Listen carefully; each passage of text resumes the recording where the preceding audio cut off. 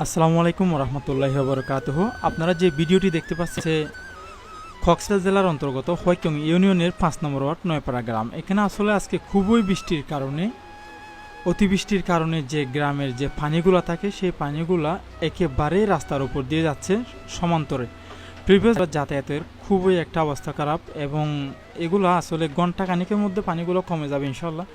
দেখা যাচ্ছে, আপনারা দেখুন, আমরা ইনশাল্লাহ এই ভিডিওতে পুরোপুরি দেখতে পাবেন। দেখুন কত পানি যে রাস্তার উপর দিয়ে যাচ্ছে।